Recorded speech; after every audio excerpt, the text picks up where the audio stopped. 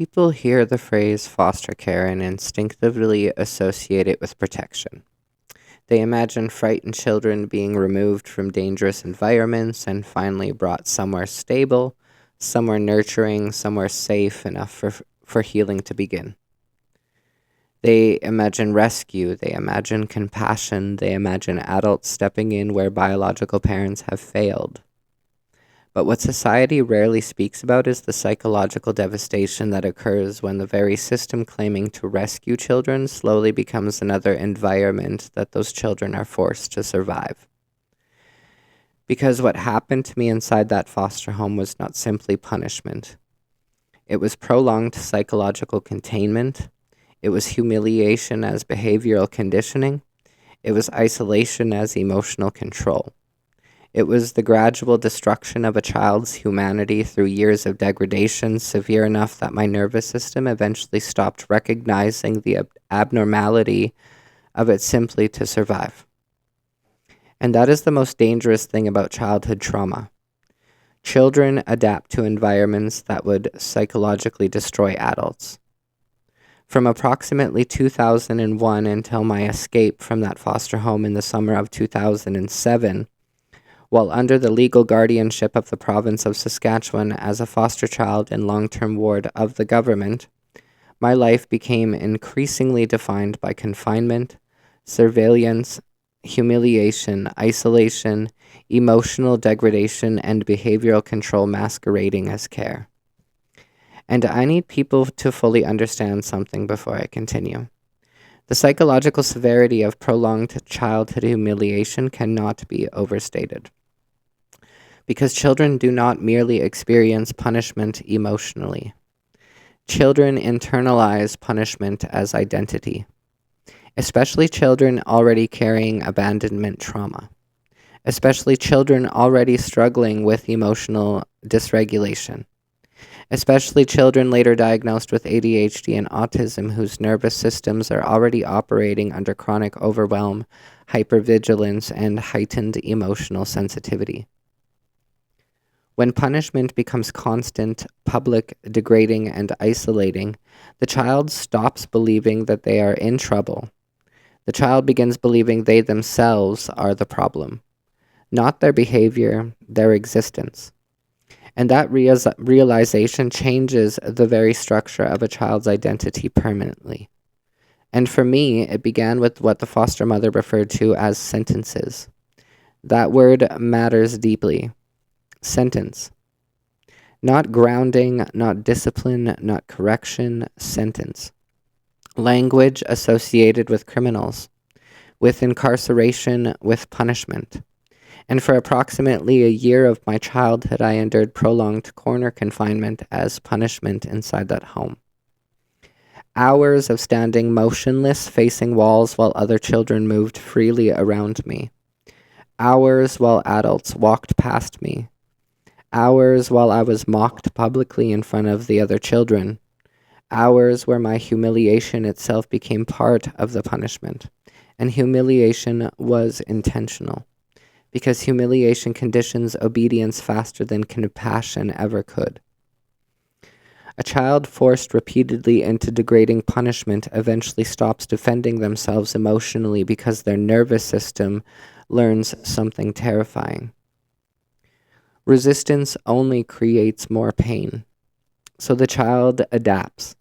The child suppresses emotion, suppresses anger, suppresses fear, suppresses identity, and eventually begins monitoring themselves before adults even need to. That is psychological conditioning, and eventually the corner punishments were no longer enough.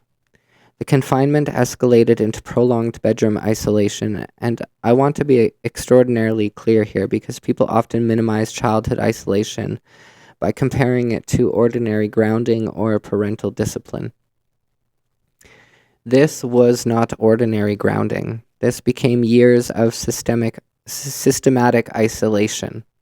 Approximately 2.5 years of my childhood became defined by prolonged confinement to a bedroom, while the rest of the household continued functioning normally around me. Children psychologically develop through attachment, interaction, play, emotional mirroring, affection, safety, and belonging. Isolation strips all of those developmental necessities away. It teaches children that connection belongs to everyone else. It teaches children that they are safest when invisible. It teaches children that their presence itself disrupts peace. And over time, the nervous system adapts accordingly. Hypervigilance becomes normal. Fear becomes normal. Emotional suppression becomes normal. Dissociation becomes normal. Self-hatred becomes normal. And eventually, the child stops asking, why are they treating me this way? The child begins asking, what is wrong with me that makes me deserve this? That is where prolonged confinement becomes psychologically catastrophic, because eventually the abuse no longer requires adults to reinforce it constantly. The child begins reinforcing it internally themselves. As the years progressed, the surveillance intensified even further. Eventually, alarms were installed on my bedroom door and bedroom window. Alarms. On a foster child's room. Think carefully about the psychological message that sends to a developing child already carrying trauma. You are dangerous. You are not trusted. You cannot move freely.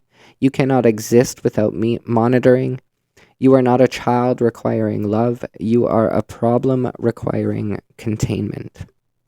And once a surveillance enters a child's bedroom, childhood itself begins to disappear. The bedroom no longer functions as safety, it becomes psychological custody. Every movement becomes monitored. Every attempt at autonomy becomes suspicious. Every act of emotional desperation becomes interpreted as behavioral escalation.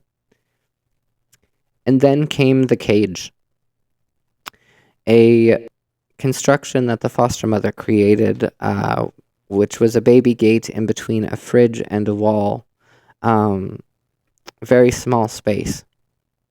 3 years of cage confinement. And the cage is what she referred to this as well. 3 years where an enclosed structure became normalized as punishment and behavioral management inside a foster home. And I know some people hearing this will struggle to process it because healthy minds instinctively reject the idea that something this severe could happen to a child inside a government-supervised placement. But it did. And what horrifies me most now as an adult is it's not merely me remembering it. It is calculating it, because years later, when I began reviewing the accumulated punishment durations in full force, I realized something devastating.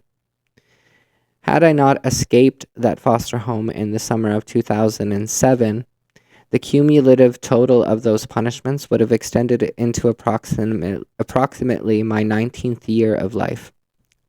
19 years. An entire childhood psychologically disappearing inside of confinement. And while all of this was happening, professionals remained actively involved in my life. Social workers, counselors, therapists, schools, psychiatrists, case planning, behavioral assessments, medication discussions, ongoing documentation. Adults were everywhere. Documentation was everywhere. Meetings were everywhere. And yet, despite all of that oversight, nobody meaningfully stopped what was happening to me psychologically. Nobody interrupted the confinement. Nobody interrupted the degradation. Nobody interrupted the dehumanization. Instead, the behavioral narrative surrounding me continued strengthening while the child underneath it continued to collapse. And perhaps one of the most psychologically brutal parts of all of this was not simply the punishments themselves, it was the deliberate exclusion from humanity. The foster family went on vacations, trips, family outings, West Edmonton Mall, amusement parks, even Disney World. But I was never truly included in them. I was physically present, yes, emotionally excluded though. I would sit off to the side watching the other children laugh, ride on the rides, eat treats, and experience childhood while I remained isolated as punishment. Always watching, never participating. And the restaurants were even worse, because exclusion became performative. There were multiple occasions where I was locked inside of a hot van parked directly outside restaurant windows while the family sat inside eating together. I was forced to watch them laugh together, watch them eat together, watch them belong to one another, while I sat alone, hungry and silent. Do you guys understand how physically or psychologically devastating that is to a child? That is not simply neglect. That is forced observation of their own exclusion. It teaches a child that connection belongs to everyone except them. That love belongs to everyone except them. That joy belongs to everyone except them. And Christmas became another instrument of humiliation. Before the foster father converted fully into the Jehovah's Witness faith and holidays disappeared entirely from Kamsack Foster Home Number 2, there were Christmas gatherings with extended family in Humboldt, Saskatchewan. The other children received gifts upstairs, and I received nothing. I would sit isolated downstairs in a dark, cold basement while laughter, celebration, music, warmth, and family connection happened above me. I remember listening to people enjoy each other while sitting alone, wondering what could possibly be so wrong with me that even Christmas did not reach me. And when meals were served, the family ate together upstairs. I often ate separately downstairs after everyone else finished. And many times I was served leftovers only after everyone else had already eaten. Like scraps, like an afterthought, like a burden waiting until real people finish first. That is not discipline. That is calculated dehumanization. And the psychological warfare inside that home extended even further during the isolation periods because the foster mother would encourage or instruct the other children to tell me how much they hated me, how they wished I had never been born, how I deserved the punishments happening to me, and how if I simply behaved properly, none of it would happen. Imagine hearing that repeatedly as a child already carrying abandonment trauma. Imagine being isolated while the other children around you become instruments reinforcing your worthlessness. And the most devastating part? I believed them eventually, because I tried desperately to become good enough. I tried becoming quieter, kinder, more obedient, more helpful, more invisible. I tried earning humanity back. But no matter how hard I tried, the outcome never changed. Because if I defended myself, I was behavioral. If I cried, I was manipulative. If I stayed quiet, I was sulking. If I tried too hard, I was called a suck-up or a brown-noser and punishment with even more scrutiny. There was no version of myself within Kamsack Foster Home Number 2 that was safe. And eventually I realized something psychologically catastrophic. The punishment was no longer connected to behavior. My existence itself had become the target. And that realization itself destroys children. Because once children stop believing they can never become good enough, hopelessness begins replacing identity. That is where learned helplessness begins. That is where emotional collapse begins. That is where survival begins the entire personality, or becomes the entire personality.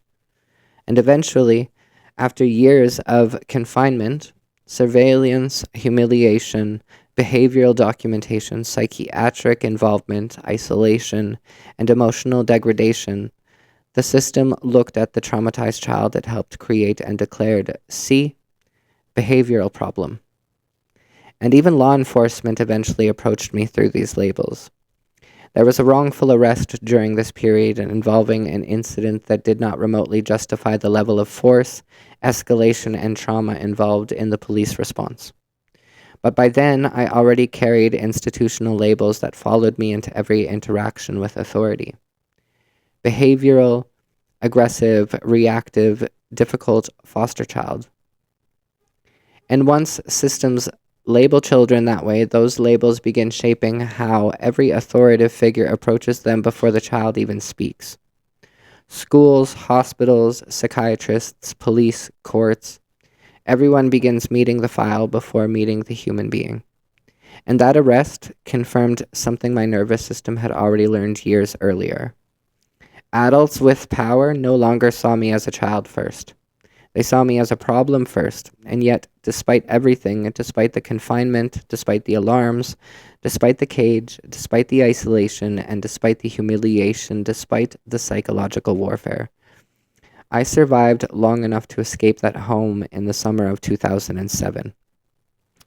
But survival is complicated, because escaping physically does not mean your nervous system escapes with you.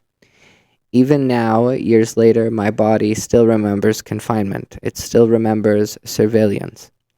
Still remembers what it felt like to sit alone listening to other children experience love while I wondered what was so wrong with me that I was denied it. My name is James Mineau, formerly known as David Arndt. I am a former foster child and foster care survivor, public keynote speaker, and advocate exposing the psychological realities hidden behind behavioral documentation and government language inside the foster care system. Because eventually foster children grow up. Eventually we do retrieve the records. Eventually we calculate the years, and eventually we compare the paperwork against the child who actually lived through it. And eventually we stop remaining silent about systems that taught vulnerable children they were less human than everyone around them. This is a childhood on record.